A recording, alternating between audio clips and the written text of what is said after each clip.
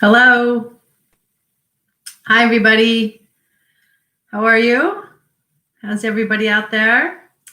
I'm Kristen. You're tuning in to Frankenstein Tea, daily program from the Island Free Library with me, the library director. I check in with adult listeners, ask how you're feeling, ask you to ask yourself how you're doing and how you're feeling.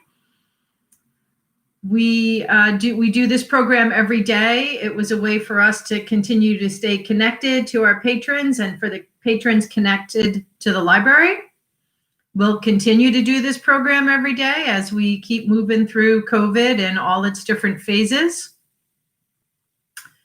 And so it's short stories. It's Frankenstein tea. So maybe you have some tea. I actually have tea today. I have a sweatshirt on. I have tea.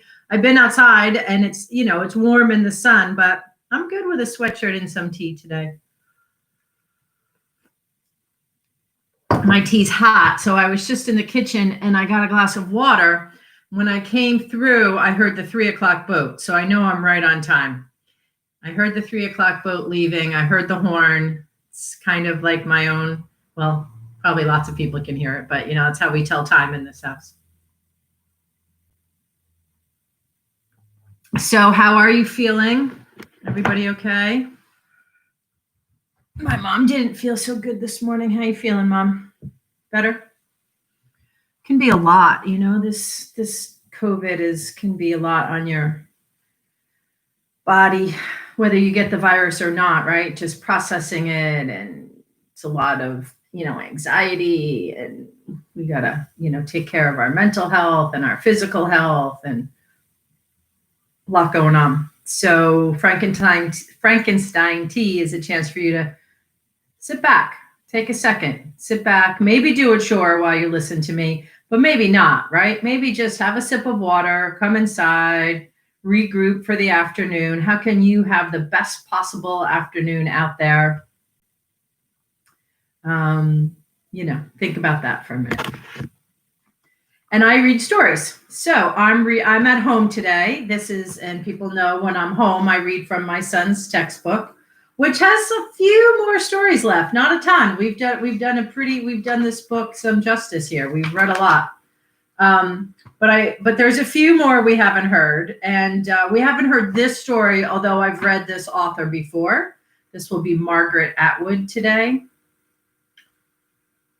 Let's see what happens. This is Margaret Atwood from 40 Short Stories, a portable anthology, edited by Beverly Lawn.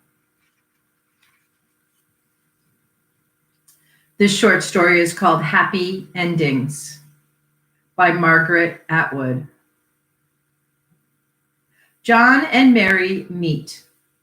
What happens next? If you want a happy ending, try A. A. John and Mary fall in love and get married. They both have worthwhile and remunerative jobs, which they find stimulating and challenging. They buy a charming house. Real estate values go up. Eventually, when they can afford live and help, they have 2 children to whom they are devoted. The children turn out well. John and Mary have a stimulating and challenging sex life and worthwhile friends. They go on fun vacations together. They retire. They both have hobbies, which they find stimulating and challenging. Eventually, they die. This is the end of the story. B. Mary falls in love with John, but John doesn't fall in love with Mary. He merely uses her body for selfish pleasure and ego gratification of a tepid kind. He comes to her apartment twice a week and she cooks him dinner. You'll notice that he doesn't even consider her worth the price of a dinner out. And after he's eaten the dinner, he fucks her.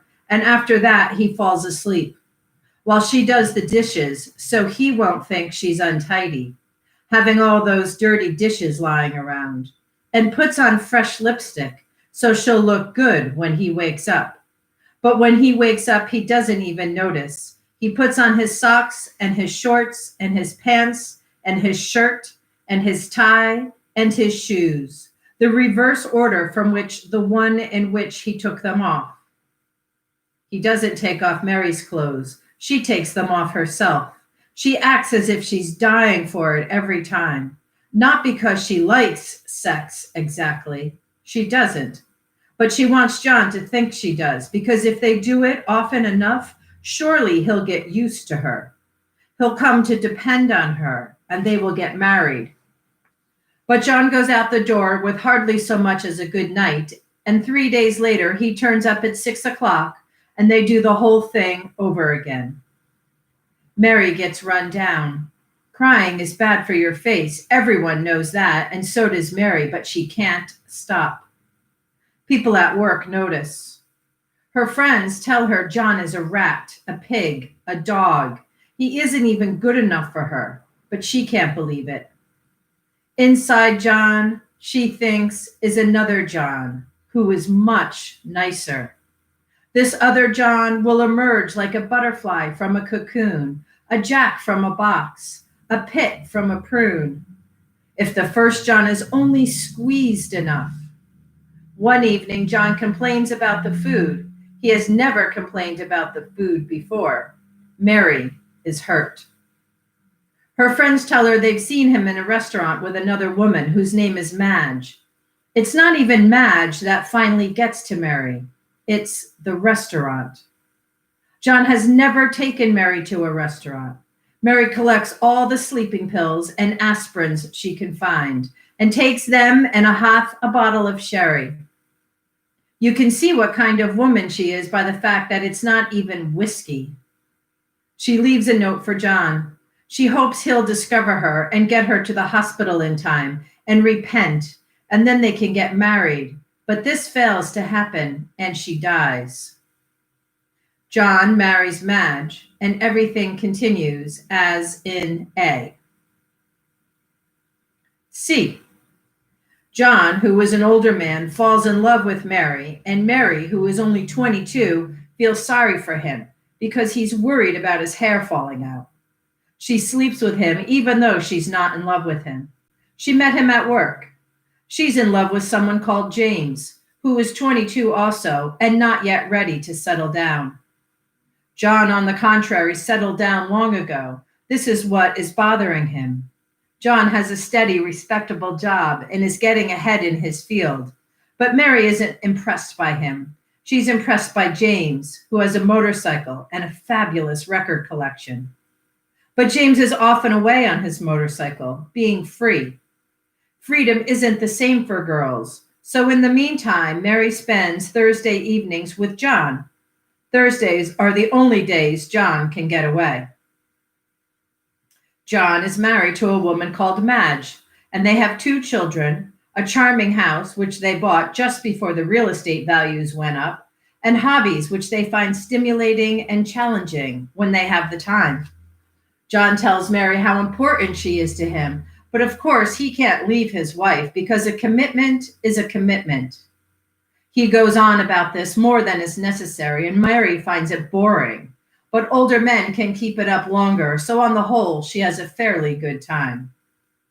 One day, James breezes in on his motorcycle with some top-grade California hybrid, and James and Mary get higher than you'd believe possible, and they climb into bed. Everything becomes very underwater, but along comes John, who was the key to Mary's apartment. He finds them stoned and entwined.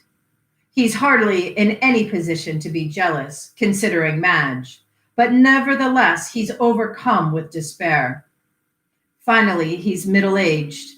In 2 years, he'll be as bald as an egg, and he can't stand it. He purchases a handgun, saying he needs it for target practice. This is the thin part of the plot, but it can be dealt with later, and shoots the 2 of them and himself. Madge, after a suitable period of mourning, marries an understanding man called Fred, and everything continues as in A, but under different names. D. Fred and Madge have no problems. They get along exceptionally well and are good at working out any little difficulties that may arise. But their charming house is by the seashore, and one day a giant tidal wave approaches.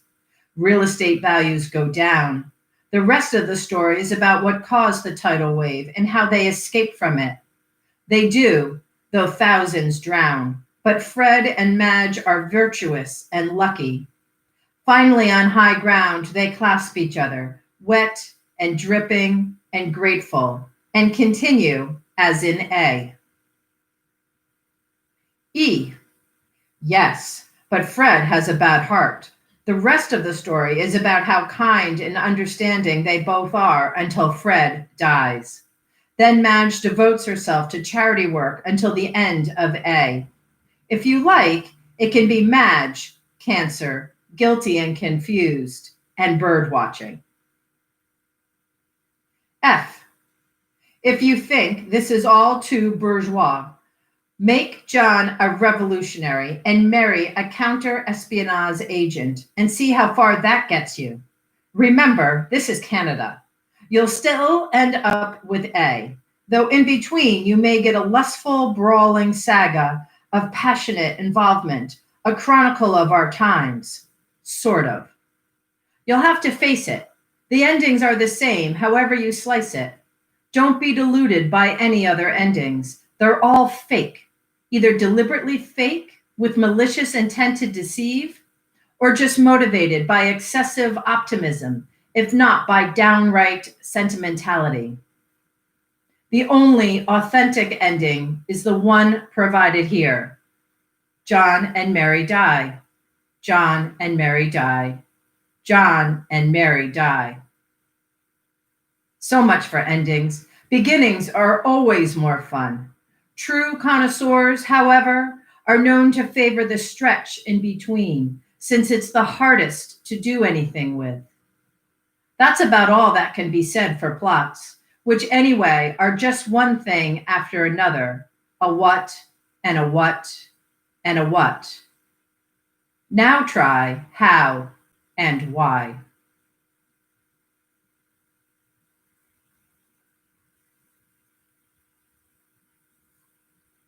That was Margaret Atwood from 1983, short story called Happy Endings. Might have to reread that to you all one day. Could be a going back to one, that Happy Endings, Margaret Atwood. Comes from a book of 40 short stories, an anthology by Beverly Lawn, put out by Macmillan Learning. 2017 is the copyright I have. It's not the first copyright. My father says, what? This has been Frankenstein Tea, a daily program every day, adult listeners. Hence why I just let the swears hang out, right? This is not Kids Story Hour. That comes up later in the week with Ms. Morgan. Check our schedule on our website for that information. Tomorrow we're going to release Bloomsday, virtual Bloomsday event. That's going to be really cool. We have a whole bunch of different people who read James Joyce for us, and we recorded it. We're going to compile it and release it tomorrow. And tonight is the budget hearings. The library goes up for the budget hearing tonight on Block Island, Monday, June 15th, 2020. The budget continues, the budget process. I will be on the Zoom call for the library's part of the budget proceedings tonight. Tune in, give us your support. Thanks a lot. We'll see you tomorrow for Frankenstein Tea. Bye, Poppy. Bye, Mom. Bye.